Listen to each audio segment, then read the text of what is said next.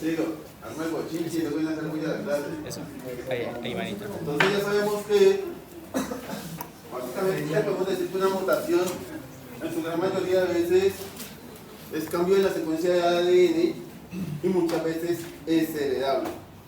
Porque muchas veces, ustedes saben que tenemos dos hebras de ADN, ¿cierto?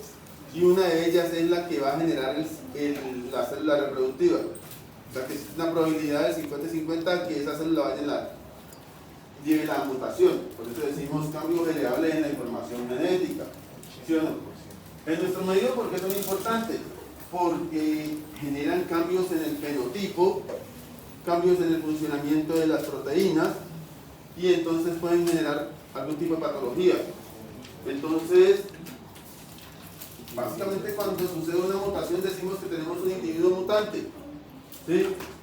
Cambió algo en la estructura del individuo, en el funcionamiento del individuo. Pero muchas veces esperamos algún tipo de patología. Por ejemplo, les digo que en ciertos campos, por ejemplo en el campo del deporte, aquellas personas que logran el alto rendimiento deportivo son porque tienen mutaciones asociadas al funcionamiento de algún tipo de proteína. ¿Sí? Ellos son mutantes. En el campo de ustedes, pues más que todo será investigar sobre patologías, entonces se espera que se encuentren fenotipos de este tipo. Entonces, al individuo que no tiene la patología, se le conoce como silvestre, o al que no tiene la mutación. Y al que tiene la mutación, se le conoce como mutante. ¿Sí me entienden?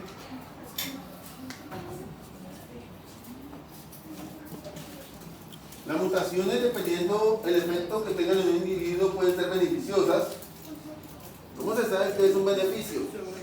Si aumenta la probabilidad o expectativa de vida del individuo con respecto a los cambios del ambiente. Por ejemplo, que la temperatura aumente. Tendrán que haber mutaciones que permitan que nuestro ADN se exprese en proteínas o enzimas que funcionen a esa temperatura nueva. Ya sabemos que la temperatura y el pH cambian el funcionamiento de una proteína. Entonces, tendrán que expresarse de tal manera que aumenten la supervivencia de la especie. ¿Sí? Por ejemplo, surgirán individuos resistentes al COVID de manera natural. Están observados, ¿cierto? Así como hay individuos resistentes al VIH. Entonces son mutaciones que son beneficiosas.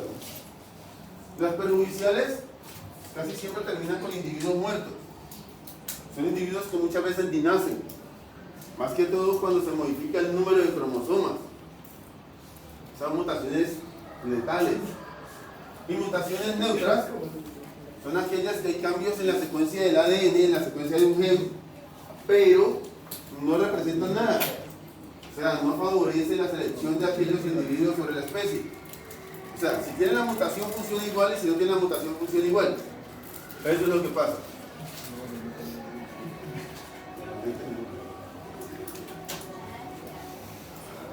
Me entró 3 veces, hermano. ¿Qué? Pero una sola vez. Sigo. Entonces, básicamente, eso es lo que hay que tener en cuenta. El efecto a nivel individual, por ejemplo, la neutra, no alterará el color de los ojos. Pero existe una probabilidad que ese individuo se reproduzca y tenga hijos con ojos azules o verdes. Por eso muchas veces cuando nace un niño en la familia y tiene unos ojos totalmente diferentes, la mamá o los abuelos van y lo miran. Se parecía a tal. Todos los de la familia tenemos los ojos azules, pero ese no. ¿Por qué será? No saben de genética. No, eso lo está diciendo usted. La facultativa. Básicamente cuando sucede una mutación que se cataloga como facultativa, es que la expresión o la ventaja de esa mutación va a depender del ambiente, ¿cierto? Por ejemplo, que surja un individuo con un sistema de respiración totalmente diferente, así como los peces con agallas, que sean capaces de asimilar el oxígeno del agua, no respirar lo líquido. Solamente eso le serviría al individuo si el ambiente es agua, porque si el ambiente es así como el de nosotros no le serviría de nada, entonces moriría rápidamente. Y eso ha sucedido, ¿no? Hay individuos que tienen esa característica. Y letal, pues básicamente es que el individuo no sobrevive. En los vegetales es sin clorofila, pero en nosotros hay un gen que es característico que se llama overo. de los mamíferos. Por eso se ven los perros siempre con el vientre blanco. Eso es para evitar la temperatura y todas esas cosas. Entonces se cree que cuando hay mutaciones ahí, es letal esa situación.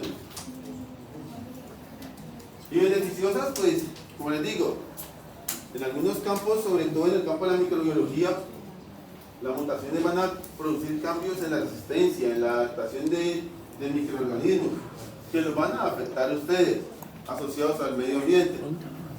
Ustedes saben que en la actualidad todo el mundo mantiene consumiendo antibióticos sin necesidad, lo que está causando modificaciones en el ADN de las bacterias, modificaciones en el ADN de parásitos, lo hace más resistente. Entonces se adaptan los seres vivos en respuesta a ese ambiente, cambios, lo que causa patologías totalmente diferentes.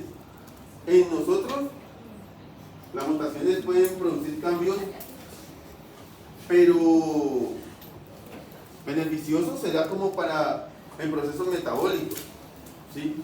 Pero la mayor parte de las mutaciones que nosotros estudiamos hace referencia a algún tipo de patología, ¿sí? Por eso llama la atención. ¿Cuáles son las consecuencias de una mutación?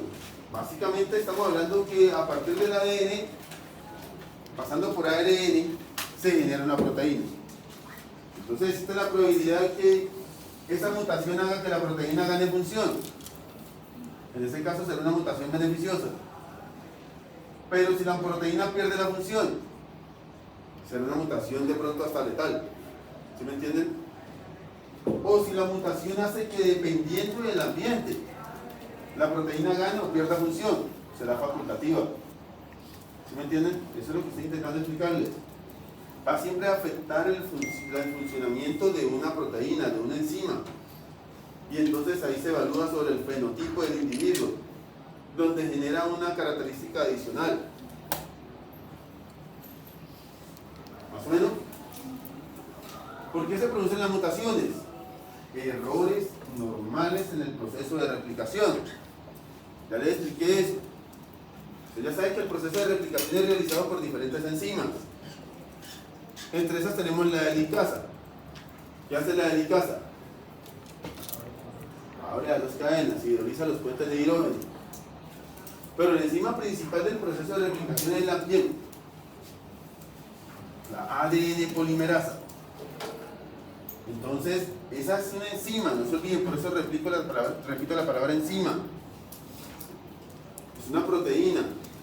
Y la actividad biológica de una enzima se ve afectada por factores como el pH y la temperatura.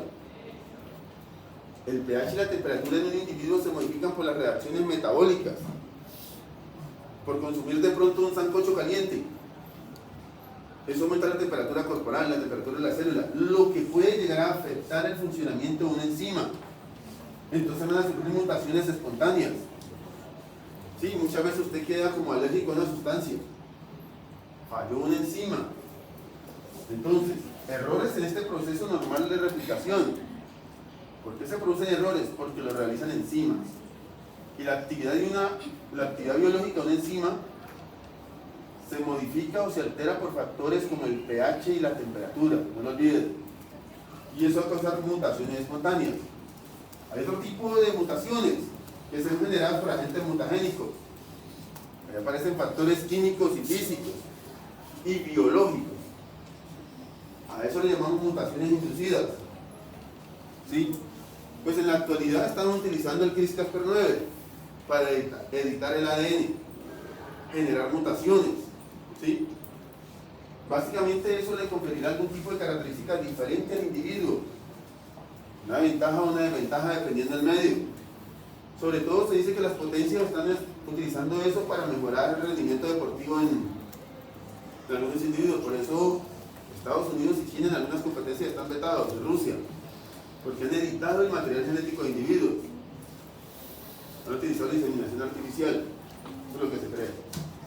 Entonces las mutaciones pueden producirse de manera espontánea o inducida. ¿Vamos ahí o qué? ¿Difícil? No. Los tipos de mutación: génicas, cromosómicas y genómicas. ¿A qué se debe esa clasificación? A la extensión del material genético que se ha afectado. Decimos génicas cuando hay cambio en la secuencia de nucleótidos de un gen. Ya sabemos que la secuencia de nucleótidos sería adenina, guanina, citosina y timina. Que se cambió una citosina por una guanina. Eso sería un cambio en la secuencia de nucleótidos. Entonces va a afectar un gen. Que eso es lo que básicamente se conoce en la ciencia como el SNP. Un polimorfismo de un solo nucleótido. ¿Sí? Un cambio en la secuencia.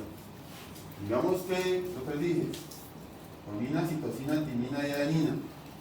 Eso es ADN, ¿no? Posteriormente aparece otro individuo con G.